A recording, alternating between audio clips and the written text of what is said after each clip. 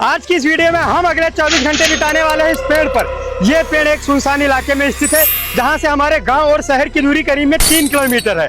आज से पहले हम जितने भी सर्वाइविंग के चैलेंज किए हैं, वहां पे मुझे बेसिकली 3 ही चीजों की जरूरत होती थी, रोटी, कपड़ा और मकान। लेकिन आज के चैलेंज में हमारे पास में सारी चीजें, सिर्फ और सिर्फ एक ही चीजें नहीं है, मकान। तो अगले 24 घंटे के लिए ये पेड़ ही हमारा मकान रहेगा। तो अब हम चलते हैं इस पेड़ पे, और इस पेड़ पे जाने के बाद में हमारे 24 घंटे का काउंटडाउन स्टार्ट हो जाएगा। मैं अपने इस चैलेंज को एक्सेप्ट करने के बाद जल्दीबाजी में पेड़ पे तो चढ़ गया, लेकिन मैं इससे बिल्कुल अनजान था कि अगले 24 घंटे मेरे साथ क्या होने वाला है इस पेड़ पे। क्योंकि मुझे इस पेड़ पे रहने का कोई एक्सपीरियंस नहीं है, इसलिए अब हम चलते हैं जीनीमी से मदद लें, ताकि अगले 24 घंटे इस पेड़ पे बिताने में मुझे कोई समस्या ना हो।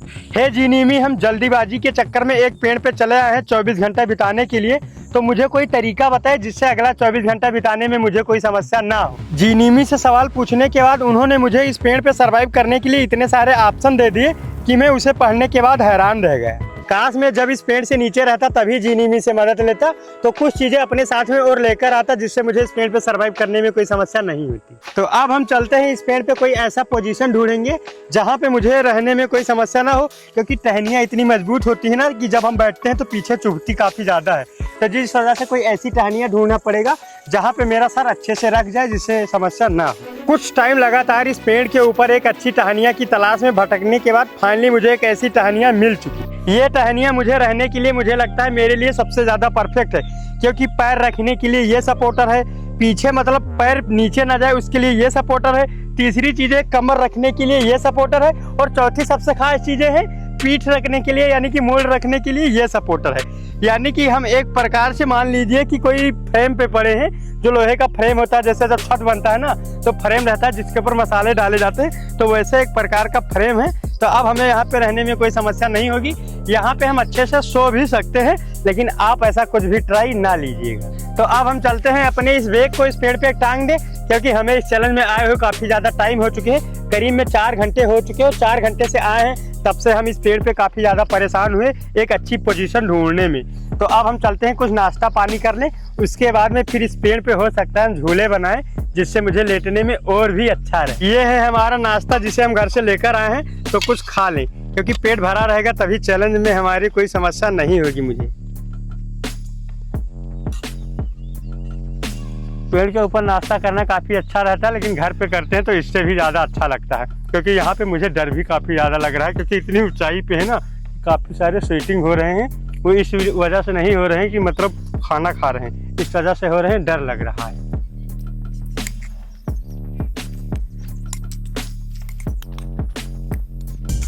नाश्ता पानी हो चुका है, तो अब हम चलते हैं मजे करने। मजे करने के लिए सबसे पहले चलते हैं अपने लिए झूला बनाएंगे यहाँ पे, तभी उसके अंदर बैठकर मजे करेंगे। ये है हमारे पास में कपड़े, जिसे हम हैंगिंग बेड बनाने के लिए यूज करेंगे, लेकिन जब हमने शुरुआत में जीनीमी से मदद ली थी तो उसने भी मुझे ये प्रीफर किया था, जिससे मुझे रात में लेटने में यहाँ पे कोई समस्या नहीं होगी, और मुझे इस पेड़ से गिरने का चांस समथिंग 0% के करीब में रहेगा। लेकिन ये मुझे पहले से ही पता था, क्योंकि हमने अक्सर सिनेमा में देखा है, जो बीच होते हैं वहाँ पे एक पेड़ से दूसरे पेड़ पे ये बंधे रहते हैं कपड़े, और उस पे लोग अच्छे से लेट जाते हैं और बीच का मजा लेते हैं। अब हम चलते हैं जल्दी से इस कपड़े को एक टहनिया से दूसरे टहनिया में बांध दें, ताकि हमारा हैंगिंग बेड बन के रेडी हो जाए।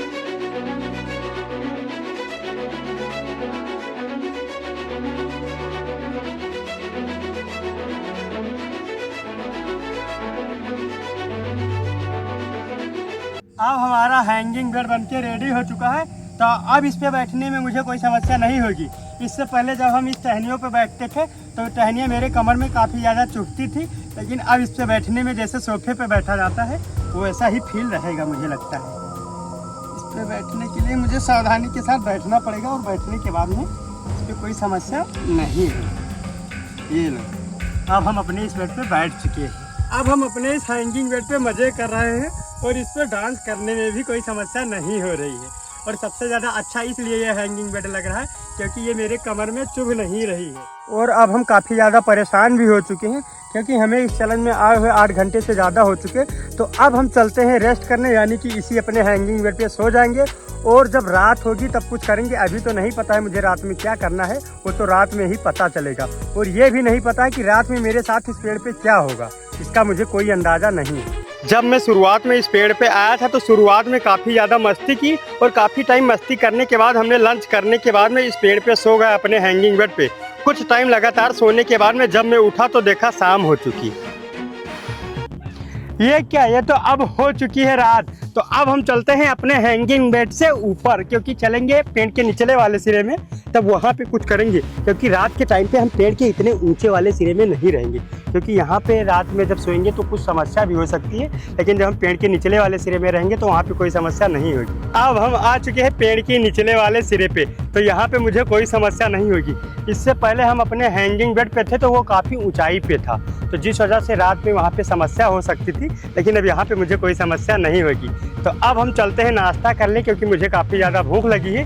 दिन में ही हम लंच किए थे, तो अब हम चलते हैं अपना क्या करने, डिनर करने। तो अब हम चलते हैं सबसे पहले अपने टिफ़िन को निकालने।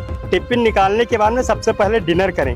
जो टिफ़िन हम लाए थे, एक टिफ़िन दोपहर में खा लिए थे और एक टिफ़िन अभी भी बचा हुआ है, क्योंकि मुझे पता था रात भी रहना है ना, तो रात के लिए भी रहना चाहिए। तो रात के टाइम के लिए हमारे पास में क्या है, इसमें है सब्जी और चावल है, तो इसे भी खाने में काफ़ी अच्छा रहेगा।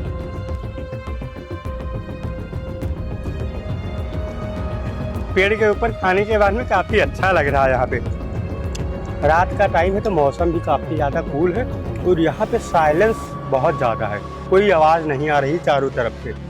लेकिन एक चीज़ की मुझे डर है कि रात के टाइम में लोग बोलते हैं कि पेड़ पे भूत आता है, तो हो सकता है अभी भी साइलेंस है, लेकिन रात में हो सकता है साइलेंस यहाँ पे ना रहे, तो मेरे लिए समस्या हो सकती है। अब हम चलते हैं जल्दी जल्दी से अपना डिनर कर लें, उसके बाद में कुछ और करेंगे इस पेड़ पे।